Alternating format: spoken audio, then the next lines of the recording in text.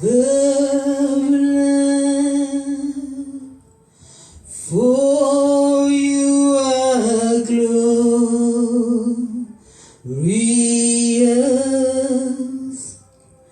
and worthy to be praised. You are the Lamb upon the throne, and to you, oh, I lift my voice in praise. You are the Lamb upon the throne. Glory,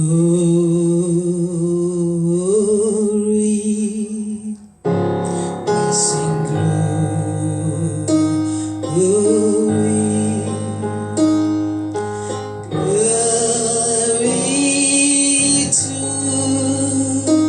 the Lamb, for you are glorious and worthy to be praised. You are the Lamb upon the throne,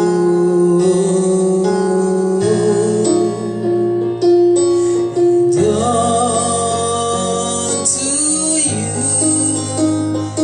oh, we lift our voice in praise. You are the Lamb upon the throne. Gloire, we sing gloire,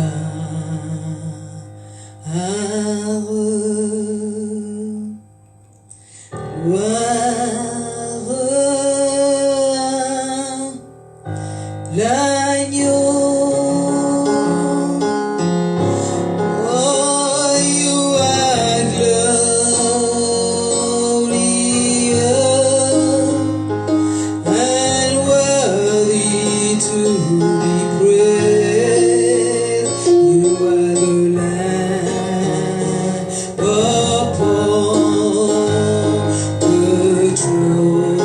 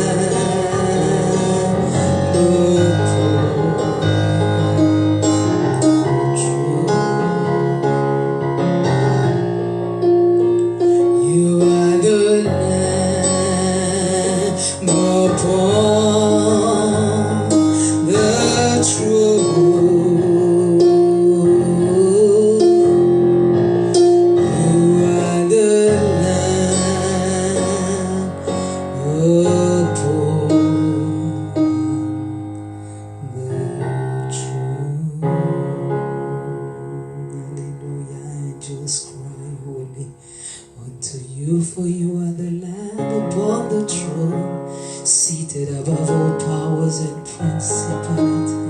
All the might and power of the Father was released.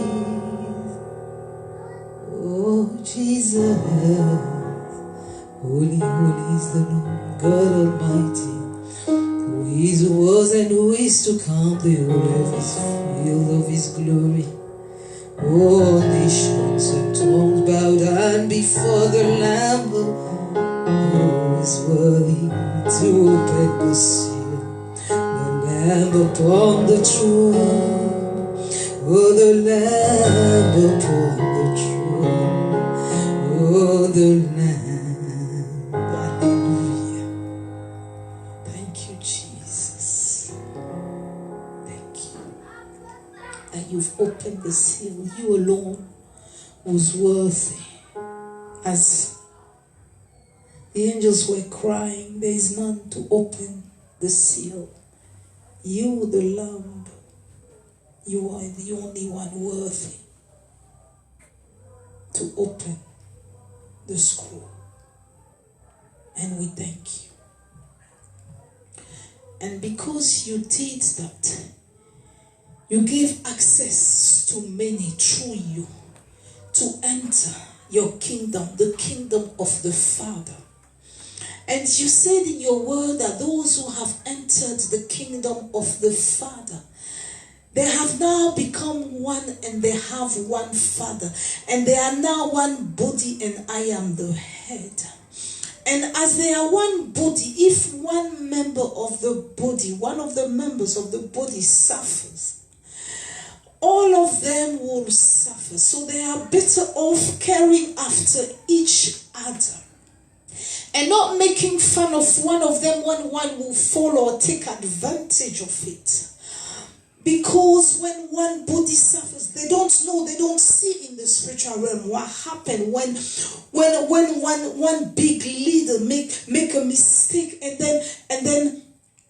then something collapses, and maybe the church collapses, and maybe the church next to it might be happy and say, okay, I will grab some of his members because something has happened. But something has happened in the spiritual realm that you don't know. You are also suffering. You might not see it physically. You might not see exactly the repercussion of the fact that one member is suffering. But if God opens your eyes, the eyes of your understanding, to see exactly the repercussion of the fact that one member is suffering. He said, I am telling you, this is what it is, and it can change nothing. A body is a body. If one of the members suffer, all of them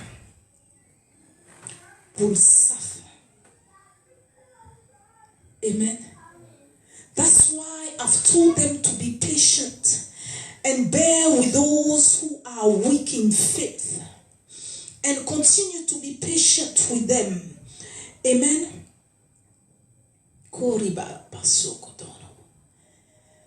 And the Lord was telling me that this is the most difficult thing as a Christian. It is not about you using your faith that can move mountains to make as much wealth as possible.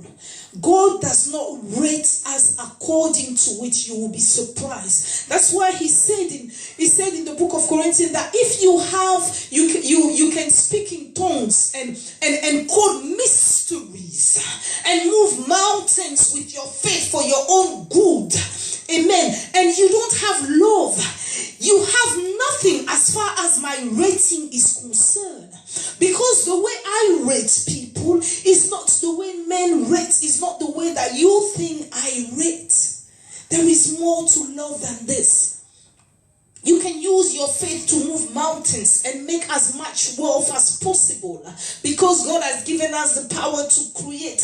He has given us the power to make wealth, amen, and move mountains. And as your faith has been stirred up, you alone, and you are able to put together all the riches of this world, God is still saying that that's not the way I'm rating. He's not saying that you should be walking barefooted and start begging everywhere. That's not what he's saying. But he's saying, even though you believe that your faith is strong, and in the church it's all about you, that one man, and in the kingdom of God and in ministries it's all about you, that one man that make mountains to move and that do all those things. He's saying that's not the way I'm rating people. He's saying that's not the way I rate. In the thing that I've studied, we have that rating where we rate different processes, different failures. We rate it. Is it important and is it? So you have the manual of how you're supposed to rate something. Amen. So different companies will put together the manual of how they're supposed to rate something. Okay, if the loss is maybe more than 10,000 or 20,000, we're going to rate it high. If it's less than 500, we rate it low. This is the manual. But God has his own manual that we do not know, that we cannot through the scriptures if the eyes of our understanding are open. And if we are able not to be selfish, we will be able to understand it. Let me tell you, it is not as the Spirit of God is using me to utter this word, it is not because I'm able to fulfill all of them 100%. Amen. Because man is in his nature is naturally selfish. So it is the word of God, the love of God in our hearts that help us. And it's a process with time, amen, to let go some of our things and think of other people. He said, it is very funny that we don't talk about those things. God says, he said, it's very funny. He said, consider other people more than yourself. Is it not his word? It looks very strange. It looks very difficult for somebody to take it. Amen? Who will be able to just naturally consider other people more than themselves? Who will be able to do that? If it's not the Spirit of God that will enable and help you to do those things. Amen. I remember somebody sent me a particular advert of somebody, a particular person, a man of God that God is using, moving mountains. And all I see in the adverts, I just see flashy cars lined up. And this is what we have in the adverts. Nothing about Christ and nothing about the love of Christ. And I saw the advert and I said, my God, Jehovah God, help your kingdom and help your people. Where are we going? Money and the lust of this life is taking all of us, blinding us, and forgetting about the gospel of Christ itself. An advert where Christ was going to be preached. And all the advert is showing 4x4 classic cars lined up. Hey, Father God. And God is up there crying, what are my people becoming? What are my leaders, those that have put my gifts in them, what are they doing? 4x4 lined up. Classic cars. And the man of God is in those cars. And this is the advert of the gospel of Jesus Christ. God help us. Father God, help us. Holy Spirit, help us to redirect us towards the main purpose of salvation, the main purpose of your grace, the main purpose of your righteousness. Help all of us, Papa God. Help us. And you will see people rushing there and adverts. And I believe the person who has even put that adverts together has the Spirit of God in them. Where is Christ in that advert? Where is the love of Christ that will give you peace and joy and righteousness? Where is it about that advert? But flashy cars lined up, 4x4, lined up. And this is all the advert was about.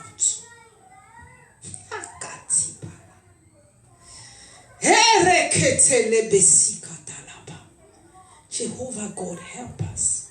It says in the book of 1 Corinthians 12 verse 26. He said, and whether one member suffer. Let's read 25 to 26. 1 Corinthians 12, 25, 26. That there should be no schism in the body, but that the members should have the same care one for another. Amen. So you are driving past your people and you are in that flashy car. Some of them are even barefooted. They don't even have shoes, walking back home, and you just pass them. Your eyes are not even seeing them. Amen. And whether one member suffer, all the members suffer with it. And one member be honored, all the members rejoice with it. So when one big man of God fall, don't say it's not your problem. This is what the Spirit of God was telling me. I said, but you said in your word we should resist the devil. So everybody should resist the devil for themselves then? So why are you also saying that if one... He said, this is what it is. That's why I said you should care for one another. Consider yourself even better than other people, especially those of the household of God. I'm paraphrasing it. Amen. Especially those of the household of God. Give them love. Help them if they need, when you can. Amen.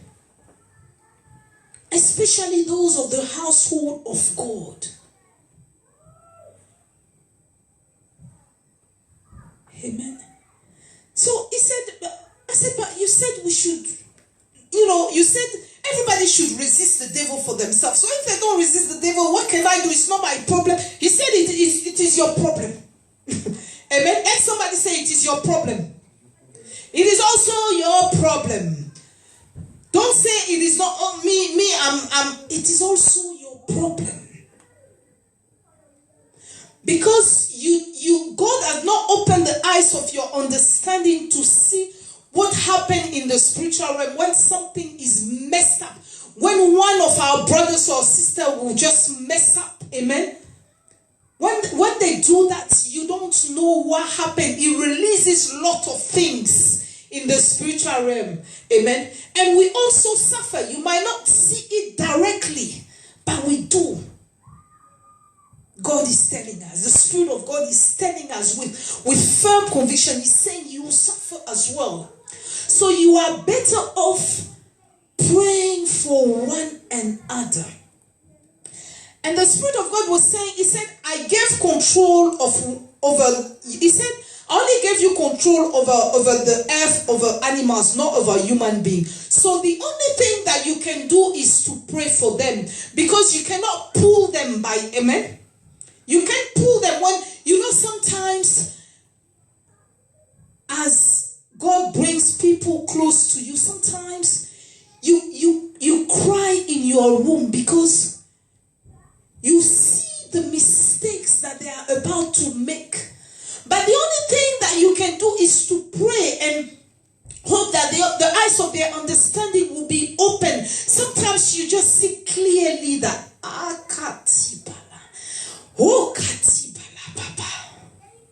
you are crying. And this is what the God is a mysterious God. The things of God are mysterious. Because you wonder, you ask yourself, but God, you gave us will. Help me so that I can bring that person into your will by force. Amen. Because I see that they are going where they are going towards, but I want to hold them and take their hand even physically. But it cannot be done. Amen. For we wrestle not against flesh and blood, but against principalities, against powers, against rulers. So the only thing you can do is to pray and intercede for them. Sometimes even as a pastor, I know if some of them are watching, you even feel like going and take them by the hand, because when God shows you exactly where they're heading to. And sometimes some of the mistakes that you've even made in the past, you don't even want them to go through that path. And sometimes the Lord will show it to you and say, this is what, and you cry within you, Lord, please help that person not to make the same mistake that I made. And I give honor and I pray that God will continue to impart and lift some of those men of God up, because some of them boldly come and they say to some of those young ministers, they say, I don't want you to make the mistakes that I have made. Some of them cry, they will come and say, I don't want, this is the mistake that I have made, but I don't want you to go through that path. And especially some of the mistakes that people have made, I don't know why God does that, but He will, because you've been through certain things, He will connect you through certain people, amen, who might make some of those mistakes that you have made. Like Pastor Israel was preaching the other day, he said, it's my blood that I'm teaching to you, some of the things that I have been through. So God will use those life experience, amen, and bring some of those people along, and it will enable some of those men of God to speak. And I thank God for the life of some of them who have realized some of the mistakes that they've made, and they've come in, and now they are trying to help and encourage, amen, encourage some of those ministers and say, I don't want you to make the mistakes that I have made. Amen. You know, God His grace is exceeding. He has an exceeding grace. But when you make mistakes, it pinch you, you still feel some of the pinch. Let me tell you the truth. Amen. It's like when you put your hands in fire, it's true God will come and heal later on. But the fire that the hand that you put your hand in, that, you know, when you put it in the fire, it burns, isn't it? It still hurts. So they don't want us to go through those things. And there's something very funny about, I mean, some of us have been there. Sometimes God will connect to some people where they see things that you're about to, some of the mistakes that you're about to make, or God will give them dreams for you. But you feel that you know it all. After all, it's my life. I live it the way I want to live it. But God is saying, when one member suffers, they suffer, all of them will suffer. And then the Spirit of God was telling me, He said, let me give you a very, very good example. Today, why do you think Moses did not enter the promised land? Is it because of something that he has done? Or because of something that the people have done? When you look at it, it is the people who did something. They did not obey what he told them. Amen. But God did not count it onto the people. He did not say, because they came and they upsetted you, amen, because they came and they upset you, amen, so for this reason, I won't count it on you. So what did God do? He counted on him. If you look at it, you want to look at it, because with the things of God, it's not, the things of God are not logical. With God, it is not the way it is supposed to be. Amen. If somebody slaps you, normally you're supposed to slap the person back, isn't it? This is normal. This is logical. This is normal. He slaps me, I slap him. Amen. At the end of the day, it's her life. If she wants, she should continue in those things. If she gets destroyed, it is not my problem. This is the way it is supposed to be. But with God, it is not like that. And we tend to forget it. We tend to forget it. We tend to forget it. It is not like that with God. So if you want to look at it, Moses, what happened with Moses, if you want to be logical, if you want to look at the logic of things, the fault is not on Moses. Amen? Do we agree that the fault, if we want to be logical, the fault is not on Moses, right? It's the people who didn't want to obey God, so he got upset. But God does not care. Because his ways are not the ways of the natural mind. His ways are the ways of the spiritual mind. Amen? His ways are different. He said, my ways are not your ways. The way I'm even merciful to some people, you won't understand it. So, Moses did not enter the promised land. If you look at it, the fault was supposed to be on the people, if you want to look at it in a logical way. But that's not the way God looks at it. So he's telling us today, amen. He's telling us today. So remember 1 Corinthians, amen. Let's read a little some verses. 1 Corinthians 12, 25 to 26. So he said, if one suffers, all of them will suffer. Amen. And Romans 14, verse 1, he said, thank you, Jesus. Thank you, Lord. Him that is weak in the faith, receive ye, but not to doubtful disputation. So we should accept the one whose faith is weak. We should bear with each other faith. Amen. Sometimes you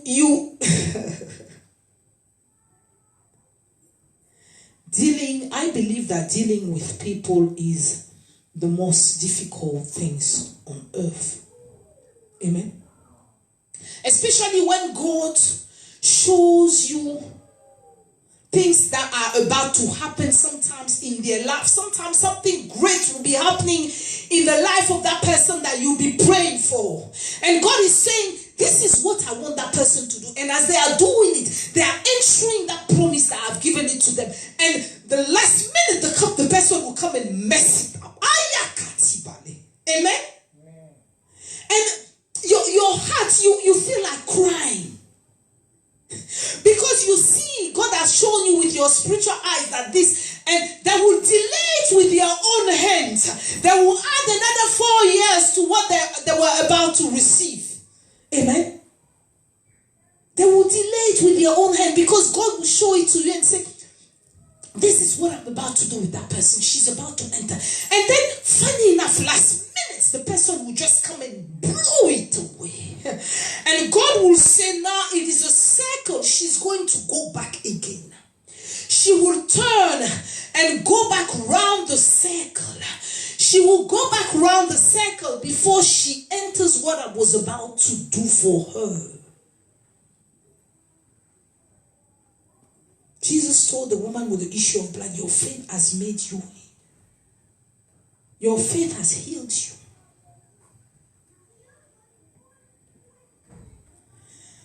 Sometimes God will not even, and most of the time he does it at the beginning. He will not even require a little bit of you and he will just release it. By the particular time, he will expect something, and it's something little from you. But sometimes when we're about to enter it, that's the time we just blow. And then God will add more years to it. He will say, okay, she will go around the circle again and wait while she was about to enter it. Amen. It gives us grace. We don't receive things because of what we do. Amen. But sometimes there are certain things that he is waiting on us to do. If we stay with the word and allow ourselves to be led by the Spirit of God, we will get it. Amen. So remember, if one of your Christian, because I'm saying Christian brother, because not that I'm trying to put other people aside, but he said there is only one door, Christ. So there is a door that enables people to enter the kingdom of God. So even if that person has not received Christ, no matter how you want those things to happen for them, they have to go through the door for them to receive certain things. Amen. God can even heal somebody who has not even given their life to Christ. But for more to be released, the person has to go through the door. Amen. Through the way. There is nothing you can do about it. So that's what I'm talking about. Amen. So that person needs to go through Christ. So don't look at your Christian brother or your Christian sister or one big pastor somewhere who has fallen and start laughing and start rejoicing. Because even though physically we see that it is only that person that it is affecting, but God is telling us that it is affecting all of us. And to go deeper, he said, if I open the eyes of your understanding to see what happened when one of the members, amen, falls, then you are going to start interceding indeed for the body of Christ. So I even want to thank God for all those people who are kingdom, really, really kingdom minded. It's not about, because, I thank God for them. I thank God for Pastor Matthew Dele, with whom we are connected as well, because he's very kingdom focused. It's not just about the fact that maybe for me to be connected to you, you need to have the name of my church, but being kingdom focused. Amen. Don't get me wrong, it is the most difficult thing to do, to still love somebody that you know that you are not going to get any profit from that person. And God is saying, he said, if you do the things, the good things to the people who do the good things to you, he's saying it to me, it's nothing, because even the unbeliever, they do that. Here is, if you give me something, that's when I give you something. That's the way they see things. Amen. Because you gave me a gift for my birthday, I will give you a gift for your birthday. We call it donnant in French. You give, I give. But God is saying it is the unbelievers who will do that. If you do that, what do you think you are doing? You are doing nothing. You give, I give. You give to me, I give. No. You are not. It is when you give to somebody that you know that you will get no profit whatsoever from that person. That person will not even give you anything. And this is what it looks like. But it is God who rewards. He might use that same person to bless you again, or he might use something different. Amen. He said everything that we do, we plant. Amen. Nothing is wasted. Amen. When you are interested, I remember a particular lady that I know. She saw Pastor Israel once, but she was going through some challenges that really touched me, because I just told myself, wow. She was going through some challenges and she saw him in a dream, and he was telling he was encouraging her and telling her about her faith because she was going through a lot of challenges. Why? He prays for everybody.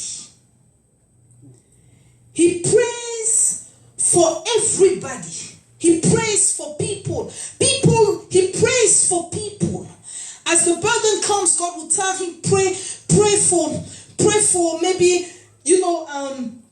somebody who is pray for somebody who is going through challenges. Pray for a man who has just lost his job, and he will just pray for everybody. Whether maybe you are in his church and you are going to give offering or you receive tithes.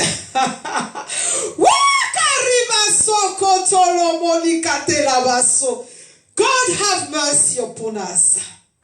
God have mercy upon the people that he has gifted with healing and all sorts of gifts. God will have mercy upon us.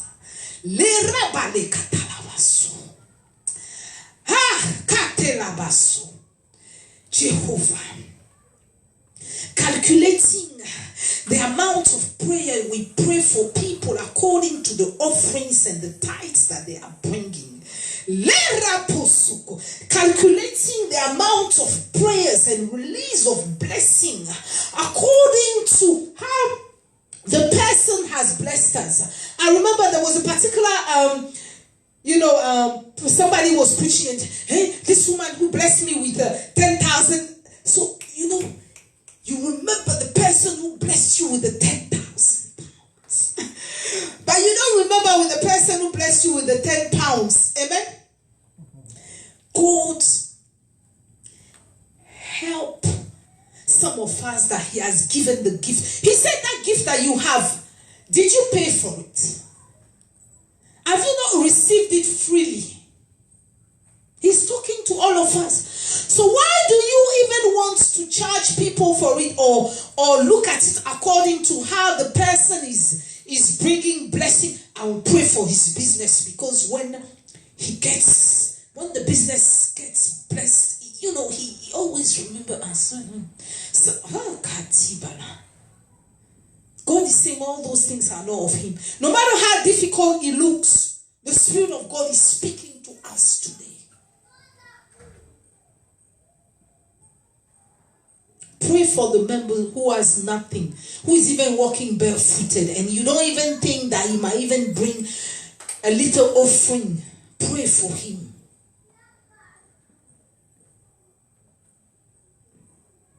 Don't just pray for the person who has got the biggest business in your church, that the business will flourish more and he will bring more. Pray for the person who has nothing too, because God cares for him or her as well. Bless them in your room. Pray for them as well. They call you at midnight. The person who has never given any offering in the church is calling you at midnight for prayers. And you might not even answer the phone because you believe that this person doesn't even bring anything. Kali, it's the Spirit of God speaking. But when the one who is bringing 60% or 90% of the whole income calls you, even if it's 2 o'clock, you are going to answer your phone. Amen? Are we lying? Thank you, Jesus. Father God, we thank you. We bless and exalt your holy name for this message. Help us to be givers without thinking of what we are going to get from the other person. Help us to care and lift our brothers with whose faith are weak. Help us. Help us to see with your eyes and not to see with our physical eyes all those flashy things that we run to, that we get close to people who have it. To people who have big cars and big business and big. Help us. Help us to be close to everyone in the kingdom. Not only those that we see with our physical eyes are able to help us today or tomorrow. Help us pray for those that we don't even believe that they will be able to even bless us one day. Help us to pray for them. Change our hearts. Change our mindsets of the way you rate people, Lord. Help us. In Jesus' name. Amen. Let me do this worship and close with it. God is not happy with those things, I'm telling you. So we really need to work on ourselves. We really, really, really need to ask the Spirit of God to help us. Amen. Hallelujah. Thank you, Jesus. Thank you, Lord. He's not happy. If you're a minister or a pastor or a leader somewhere, ask the Spirit of God to help you to change your ways. It is not pointing at one person, but naturally that's the way human being is. So it's the Spirit of God that will help us to do those things. You can't do it by yourself. Amen. You unravel me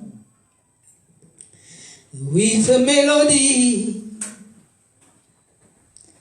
Thank you, Jesus.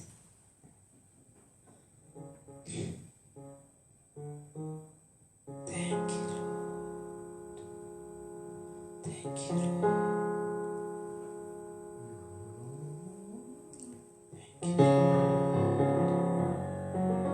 Thank you, Jesus. Thank you, Lord. With a melody, I feel like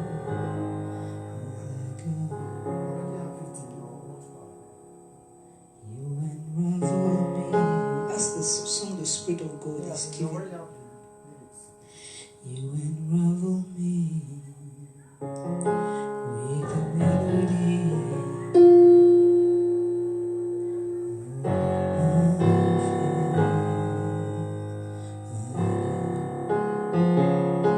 I'm no longer, amen, hallelujah. You unravel me with a melody. You surround me with a song of deliverance from my enemies, till my fears are gone. I'm no longer a slave to fear.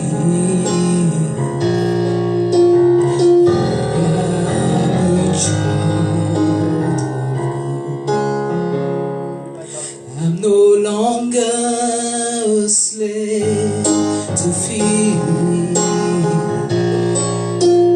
I am a child of God. From my mother's womb, you have chosen me. Love has called my name. I've been born again into a family. Your blood flows through my veins. I'm no longer a slave to fear. I am a child of God. I'm no longer a slave to fear. I'm a child of God. Remember, we are all from one body. If one of the members suffer, we all suffer. So we are better off interceding for the kingdom and all the children of God. Amen. Not just about one person moving mountains and being so proud of it and making thousands of money and forgetting about other people. But God is saying, bear with the other person whose faith is weak. Care for your brothers, care for your sister. Pray for the one that will not give you anything. Pray for the poorest man in the church. Pray for him. Have a relationship with him. Not just for the businessman in your church. Amen. In Jesus' name. Thank you, Lord.